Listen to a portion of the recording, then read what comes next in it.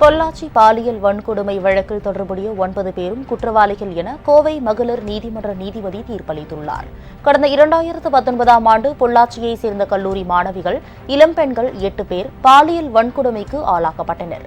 அவர்கள் சித்திரவதைக்கு ஆளான வீடியோக்களும், தங்களை விட்டுவிடுமாறு கதறி அழுத வீடியோக்கள் சமூக வலைதளங்களில் அப்போது வெளியாகி பெரும் பரபரப்பை ஏற்படுத்தியது. இந்த சம்பவம் தொடர்பாக முதலில் பொள்ளாச்சி கிழக்கு காவல் நிலைய போலீசார் விசாரித்தனர். பின்னர் சிபிசிஐடி போலீசார் விசாரித்தனர். அதன் பின்னர் வழக்கு சிபிசிஐக்கு மாற்றப்பட்டது. இந்த வழக்கில் பொள்ளாச்சியைச் சேர்ந்த சபரிராஜன், வசந்தகுமார், சதீஷ், மணிவண்ணன், திருநாவுக்கரசு, ஹேரன்பால், பாபு என்ற பைக் பாபு, அருளானந்தம், அருண்குமார் ஆகிய 9 பேர் கைது செய்யப்பட்டனர். கடந்த 6 ஆண்டுகளாக நடந்து வந்த இந்த வழக்கு இன்று முடிவுக்கு வந்திருக்கிறது. குற்றவாளிகள் 9 பேரும் இன்று காலை கோவை மகளிர் நீதிமன்றத்தில் நீதிபதி நந்தினி தேவி முன்னிலையில் ஆஜர்படுத்தப்பட்டனர். அப்போது 9 பேரும் குற்றவாளிகள் என அறிவித்த நீதிபதி தண்டனை விவரங்களை நண்பகல் 12 மணிக்கு அறிவிப்பதாக கூறினார். இதனிடையே செய்தியாளர்களிடம் பேசிய அரசு தரப்பு வழக்கறிஞர் சுரேந்திரமோகன், குற்றவாளிகளுக்கு அதிகபட்ச தண்டனை வழங்க வேண்டும் என நீதிபதியிடம் முறையிட்டிருப்பதாக கூறினார்.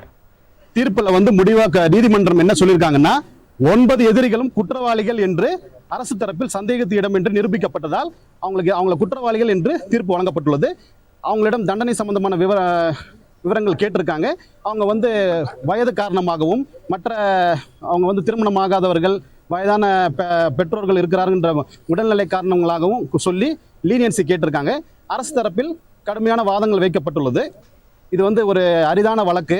அதெல்லாம் பெண்களுக்கு எதிரான வழக்கில் நீதிமன்றம் ஒரு கண்டிப்பான ஒரு தீர்ப்பை வழங்கணும், கடுமையான தண்டனைகள் வழங்கணும். இந்த வழக்கை பொறுத்த வரைக்கும் 376D கேங் ரேப் நிரூபிக்கப்பட்டிருக்கு. அதெல்லாம் 376 2N மீண்டும் மீண்டும் பாலியல் குற்றத்துக்கு உட்படுத்துவது இந்த 2 முக்கியமான ஒரு மேஜர் அஃபென்ஸ்ல கன்விக்ஷன் பண்ணியிருக்கிறாங்க. அதனால் அதோட உயர்ந்தபட்ச தண்டனை பார்த்தீங்கன்னா சாகும் வரை ஆயுள் தண்டனை. அதை அரசு தரப்புல தெளிவாக ரொம்ப அழுத்தமாக அந்த உச்சபட்ச தண்டனை வழங்க வேண்டும் என்று நாங்கள் கோரிக்கை வச்சிருக்கிறோம். மிக முக்கியமான வழக்கில் இன்று தீர்ப்பு வெளியானதால் நீதிமன்ற வளாகம் முழுவதும் பலத்த பாதுகாப்பு ஏற்பாடுகள் செய்யப்பட்டிருக்கிறது. நீதிமன்ற வளாகத்தில் மோப்பநாய் மற்றும் வெடிகுண்டு நிபுணர்கள் உதவியுடன் போலீசார் தீவிர சோதனையில் ஈடுபட்டுள்ளனர். பொள்ளாச்சி பாலியல் வழக்கில் தொடர்புடைய 9 பேரும் குற்றவாளிகள் என நீதிமன்றம் அறிவித்திருப்பதை மாதர் சங்கத்தினர் மற்றும் பொதுமக்கள் வரவேற்றுள்ளனர். நீதிமன்ற தீர்ப்பு வெளியானவுடன் பொள்ளாச்சியில் திமுகவினர் பட்டாசு வெடித்து மகிழ்ச்சியை வெளிப்படுத்தினர். குற்றவாளிகளுக்கு அதிகபட்ச தண்டனை விதிக்க வேண்டும் என அவர்கள் வலியுறுத்தினர்.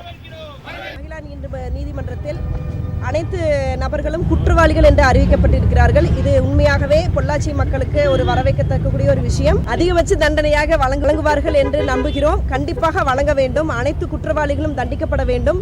இனி இதுபோல் பெண்களுக்கு யாரும் அநீதி இழைக்கணும்னு நினைக்கிற எல்லாத்துக்குமே இது ஒரு மிகப்பெரிய பாடமாக இருக்க வேண்டும்.